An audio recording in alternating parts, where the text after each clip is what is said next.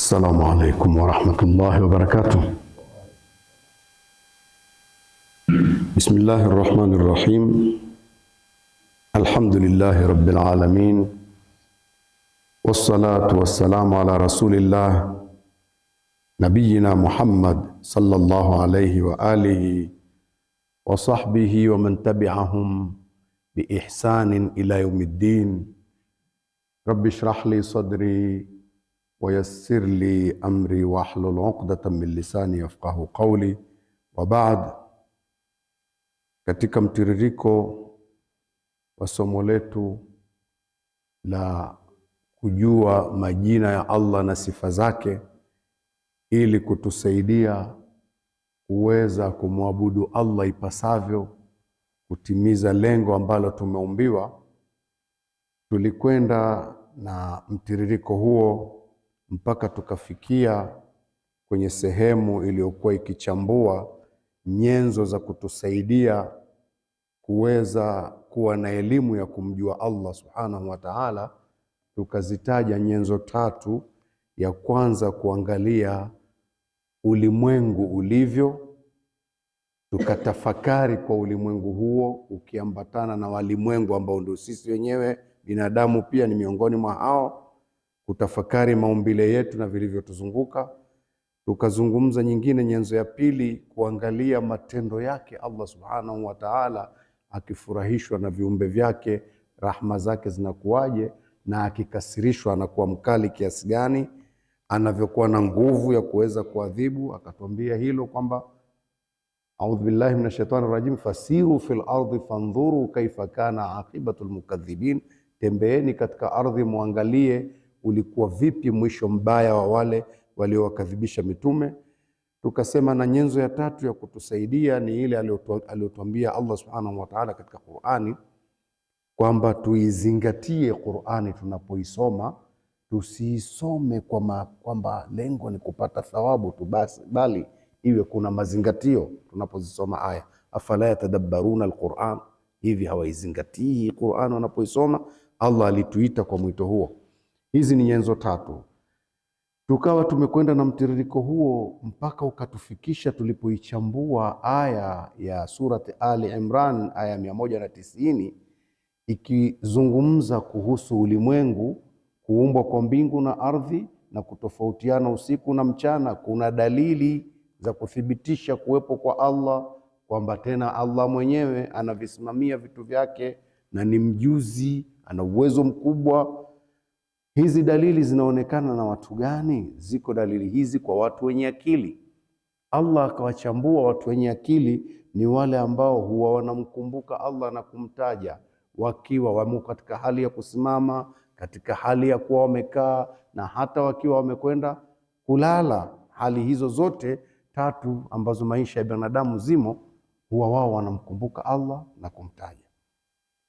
Tukaona kwa aya hii inavyotoa umuhimu wa kukumbukwa Allah na kutajwa katika hali zote, na tukaangalia aya ya Surat al-Ahzab aya 41 inavyowaita waumini, enyi mlioamini, mkumbukeni Allah na kumtaja, kumkumbuka sana na kumtaja sana, mumtakase na kumsifu bukratan wa asila, asubuhi na jioni, asubuhi na jioni, msiache kila wakati, manake hali hiyo ipo.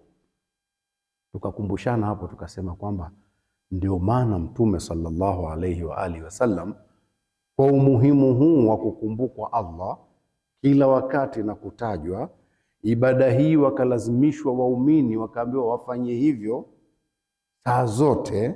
Tena hakuna vipimo gani kwamba kwa muda gani, saa zote, kushinda ibada nyingine ambazo zimewekewa muda maalum tu. Swala mara 5, kuhiji kwa umri mara 1, kutoa zaka uwe na uwezo, si ndio hivyo?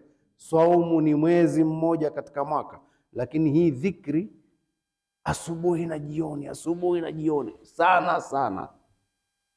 Tukasema Mtume sallallahu alaihi wasallam ndio maana alituandalia mazingira ya kila tukio la maisha likawa lina dhikri. Kila tukio la maisha likawa lina dhikri. Tulipoanza kuchambua hilo sasa, tukaanza na tangu kulala, kuamka, kuna dhikri zake tukazisema hizo darasa iliyopita. Unakwenda kuingia chooni, ujiandae, kuna dhikri yake. Uchukue udhu, kuna dhikri yake. Umemaliza, umetoka nje choo, kuna dhikri yake. Umeomba dua ya kutawadha, sasa unatoka nyumbani, tukahitaja dhikri yake. Unatembea, unakuja msikitini, mpaka tumefika msikitini ndipo tuliposimamia. Sawa sawa. Sasa tumefika msikitini. Tulipofika msikitini, kuna dhikri sasa ya kuingia msikitini. Tunaingia msikitini kwa dhikri maalum vile vile. Kwanza tunaingia kwa mguu wa kulia, ni utaratibu wa Mtume sallallahu alaihi wasallam, na tukiingia bismillahi wassalatu wassalamu ala rasulillahi Allahumma ftah li abwaba rahmatik. Hiyo ndio dhikri ya kuingilia msikitini, nyepesi. Bismillahi wassalatu wassalamu ala rasulillahi Allahumma ftah li abwaba rahmatik. Ukiona maneno kidogo lakini ujumbe ni mkubwa, unaunganisha kadhia ile ile ya dhikri ya mfululizo. Kwa jina la Allah mimi sasa naingia humu msikitini. Sawa sawa, na rehma na amani zimwendee mtume wa Allah huyu aliyetufundisha mambo haya. Sawa sawa. Allahumma, Allah, iftahli, nifungulie, na kuomba unifungulie, abwaba rahmatika, milango ya rehma zako. Nifungulie milango ya rehma zako. Hapa umeniita, nimekuja sasa, na kuomba humu ndani, mimi sina ujanja, na kuomba unifungulie milango ya rehma zako kwa jina lako. Bismillah, bismillah, kwa jina lake Allah. Si ndio hivyo? Tunaingia msikitini, tunataka rehma za Allah ili tukitoka nje huko tufaidike na rehma zake, si ndio? Tumeumbwa kwa lengo la kumwabudu, kumtumikia. Basi ukiingia tunaambiwa kazi hapa ni nini? Ni kuswali, sio? Ukiingia kwenye swala tu, dhikri kubwa kweli, wala dhikrullahi akbar. Sasa unaianza swala tu, Allahu akbar, Allah ni mkubwa kuliko kitu chochote. Baada ya kufungua dhikri za kuanzia swala, kinachofuata bismillahir rahmanir rahim.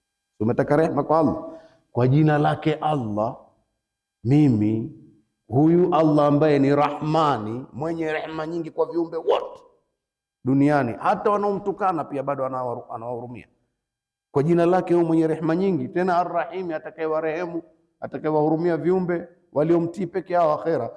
Kwa jina lake huyu mimi nimeingia kwenye swala hii. Mwongozo wa swala ulivyokaa ni kutafuta hizo rehema, hizo rehema ulizosema, nifungulie mlango wa rehema, nifungulie milango ya rehema zako, si ndio? Swala yenyewe tu inavyoanza na sura al-Fatiha, rehema tu, na ndani unathibitisha mwenyewe, unasema iyyaka na'budu wa iyyaka nasta'in. Kwanza kuna bismillahir rahmanir rahim, alhamdulillahi rabbil alamin arrahmanir rahim, majina ya Allah yale yale. Huyu Allah mwenye huruma kwa viumbe, huyu ndio unakuja mpaka unamwambia iyyaka na'budu wa iyyaka nasta'in. Peke yako ya Rabbi tunakuabudu, na peke yako tunaomba msaada kwako. Wewe tupe rehema zako, tunaomba msaada kwako. Tuongoze njia iliyonyooka, tukitoka huko nje tusikosee. Umeona swala yenyewe ilivyokaa? Unataka rehema za Allah, unataka msaada wake Allah wa kufanyia nini? Wa kuwa sawasawa huko, manake hii shughuli yote iko huko. Hapa mkuja kutafuta rehema tu, lakini mtaani huko ndiko kwenye shughuli huko. Mimi nataka msaada kwako, uniongoze njia iliyonyooka. Hiyo njia iliyonyooka unataka kuongozwa ni kule nje au ni humu ndani? Nje. Maisha yote unayataka kule nje kule. Hii dunia hii iwe ni daraja nisikosee, nikienda kwa Allah nimekwenda sawa sawa. Ihdina sirata almustaqim.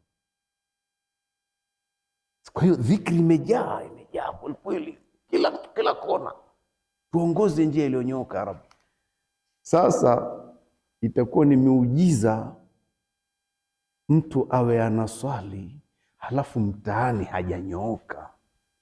Ndio maana huwa tunapata kuuliza, anaswali swala tano? Bwana anaswali swala tano vizuri sana, mbona mtata hivi? Huu tata wote una swala tano unakuaje? Kwa sababu ile swala mpaka una mazingatio. Ya Rabbi niongoze njia iliyonyooka. Ya Rabbi kwa kweli nataka msaada. Ya Rabbi nataka msaada. Siku zote kila rakaa lazima useme maneno haya. Kila rakaa. Ndio maana tukaambiwa fala yatadabbaruna alquran. Ndivyo sivyo? Hawaizingatii hii Qur'ani. Na ndio maana tukasema misahafu ya tafsiri iwepo majumbani.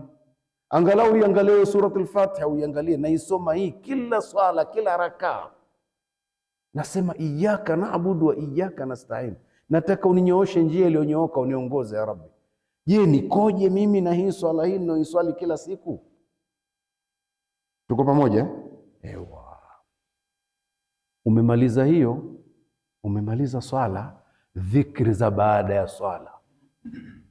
Hivyo tunakumbushana, ikiwa kwa sababu ya hii darasa, ikiwa mtu alikuwa hajasema zile dhikri za baada ya swala, usiziache zile. Yaani sio kwamba hii darasa imekatisha mtu asiseme tena. Tukimaliza tu kuna dhikri pale pale. Tusiwe na haraka tu ya kukimbia halafu ikawa dhikri zile hazisemwi. Hapa ndipo ninaposema wazee zamani walitushinda sana kuliko tulivyo sisi leo. Yaani walihimizana dhikri mpaka ikawa wana tabia ya kukumbushana ili wasisahau. Ndio ile watu wakawatisha kabisa bid'a. Na nikisema hivyo kuna watu wananifanyia radi, lakini bado mimi nakumbusha hivi, nasema kwamba walitushinda sana.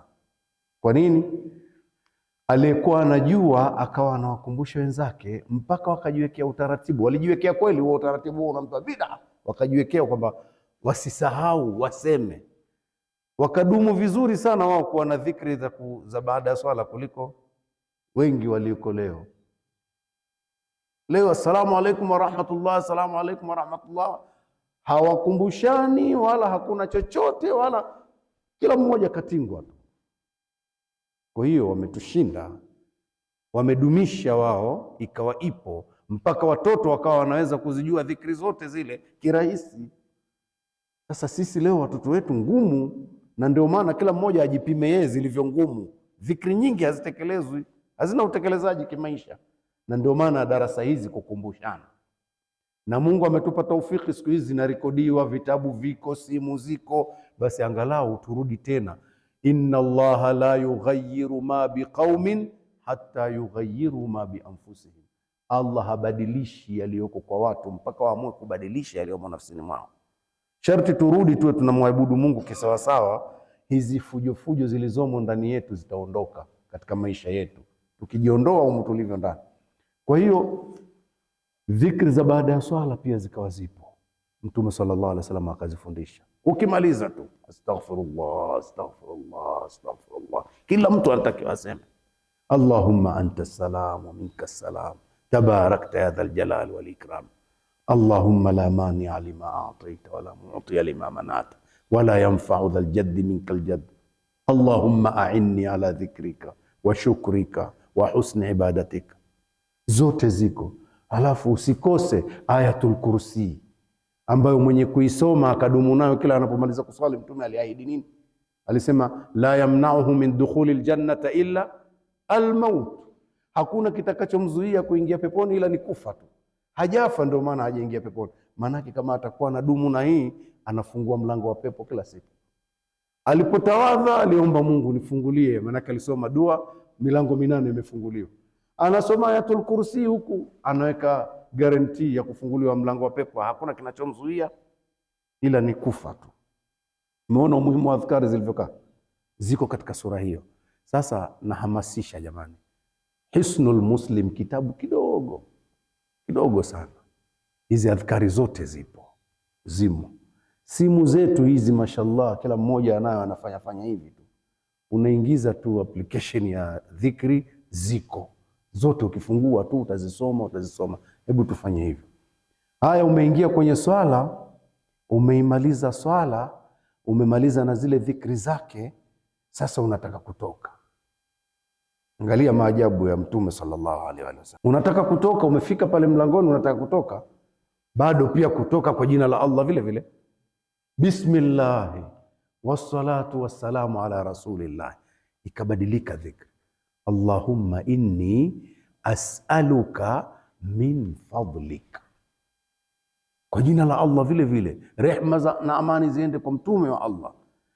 Allah, huku nje sasa ninakokwenda huku, nilipoingia ndani nilikuwa ninaomba rehma zako, najisogeza kwako nipate rehma, si ndio? Natoka nje sasa nakwenda kupambana na jamii, naomba fadhila huko. Huko kuna fadhila nyingi huko, nazitaka mimi kwenye maisha. As'aluka min fadlika, naomba unipe katika fadhila zako huko. Na yeye Allah ndiye aliyetuambia maneno haya. Angalia dhikri ilivyoambatana na aya, fa idha qudiyatis salatu fantashiru fil ardh. Inapomalizika swala, mmekwisha imaliza swala imekwisha, simshamaliza mshafanya dhikri zenu, fantashiru fil ardh. Haya sasa tawanyikeni katika ardhi.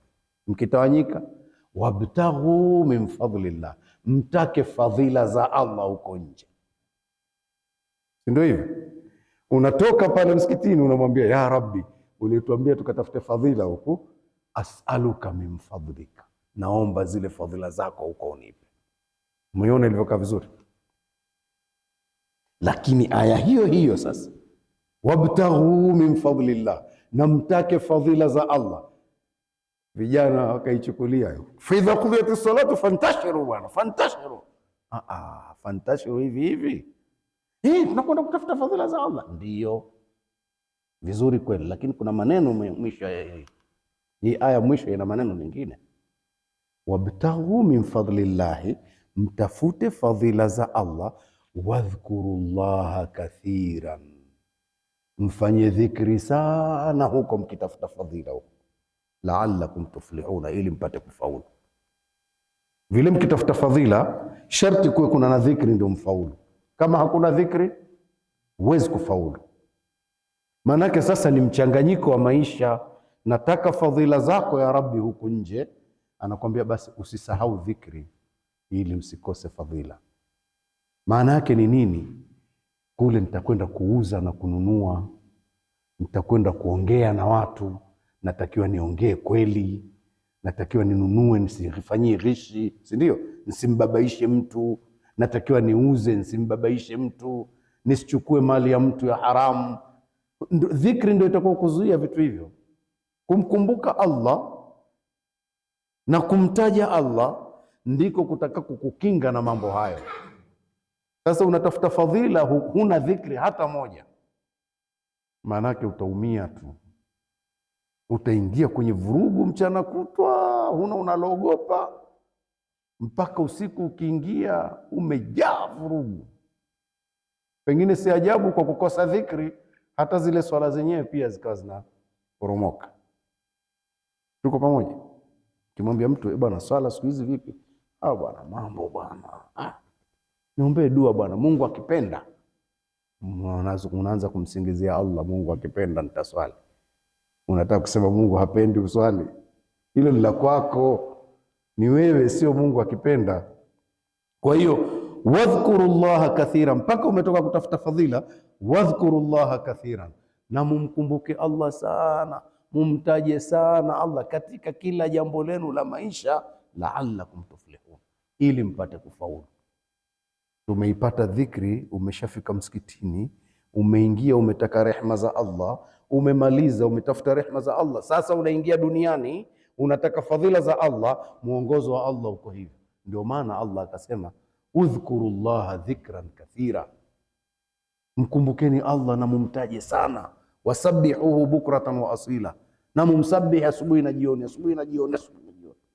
Mnapotafuta fadhila, wadhkurullaha kathira, na mumtaje sana Allah, mumkumbuke sana, la'allakum tuflihuna, ili mpate kufaulu. Mungu atujalie kuwa wenye kumkumbuka sana Allah ili tupate kufaulu. Wa sallallahu ala nabiyina Muhammadin wa ala alihi wa sahbihi wasallam, walhamdulillahi rabbil alamin. Kama kuna swali, ndugu yetu swali lake amepanua sana, lakini lilikuwa lina maana hii, kama vile anayetaka kusema Uislamu ni wa Muhammadi au ni wa tangu manabii wote? Kwanza, kama ni tangu wote, Nabii Muhammad amekuja na hii Qur'ani na akafundisha Uislamu hivi. Je, hao wengine walikuwa Uislamu wao ukoje? Wa vipi? Utaratibu wa Uislamu wao ulikuwaje? Kwanza ufahamu maana ya Uislamu. Maana ya Uislamu ni wewe ujisalimishe kwa Allah. lile utakaloamrishwa wewe, ukijisalimisha wewe Muislamu, na mimi nikiamrishwa la kwangu nikijisalimisha, na mimi ni Muislamu, hata kama kuna jambo langu na lako litatofautiana. Muda ambao wewe umepewa amri yako umejisalimisha, ni Muislamu, na mimi nimepewa amri yangu nimejisalimisha, ni Muislamu. Yaani malaika na amri zake ni Muislamu, hata kama haswali swala ya aina hii, na mimi nina amri zangu nilizopewa, na mimi ni Muislamu, hata kama tumetofautiana na malaika tabia ya utekelezaji. Kwa hiyo maana ya Uislamu kwanza ni kule kujisalimisha kwenye amri za Allah. Sasa amri za Nabii Adam na za kwetu haziwezi kufanana zote, lakini kuna vitu vitakavyofanana. Kwa hiyo vile tulivyofanana tumebajaliwa kufanana, lakini vingine hatukufanana, lakini wote ni Waislamu. Nabii Adam watoto wake waliweza kuoana, wametoka tumbo moja, lakini walipewa taratibu hiyo kwa sababu hakuna wanawake wengine. Kuoana kwao hivyo hivyo ni Uislamu. Mimi nimekuja kuambiwa mimi sioe mtu nilitoka tumbo moja na yeye, nikatia amri ya Allah, na mimi ni Muislamu vile vile na yule ni Muislamu. Kwa hiyo tutatofautiana namna ya utekelezaji, lakini wote tumefuata amri ya Allah. Hii kwere inaokuja, kwa mfano anaambiwa Nabii Ibrahimu, anaambiwa hivi, Nabii Ibrahimu bwana, yule mke wake wa pili yule hakumuoa, yule alizini. Wako watu wanasema hivyo. Wewe utasemaje alizini? Nabii hawezi kuzini. Mbona hakuoa kama yule alikuwa ni mjakazi tu? Hapana, ana utaratibu aliopewa yeye kwa mjakazi huyo, na ndio maana mke wake Sara alimwambia umchukue huyo awe mkeo. Lile neno awe mkeo sio kuzini tena, ni mke. Kwa hiyo utaratibu aliopewa yeye na akaufuata ndio ni mkewe. Sasa hata nikitofautiana mimi na yeye kwenye hilo, lakini bado yeye ni Muislamu na mimi ni Muislamu, kwa sababu wote tunafuata amri za Mungu pamoja. Ukienda na za kwako ndio wewe sio Muislamu. Tuko pamoja mpaka hapo? Imekaa vizuri? Halafu Qur'ani inathibitisha hivi, kumwambia mtume baadhi ya mambo, manake tunavyofanana sana na Nabii Ibrahim. Thumma auhaina ilaika anittabi millata Ibrahima hanifa, tukakufunulia Mtume Muhammad ufuate mwendo ule wa Nabii Ibrahim.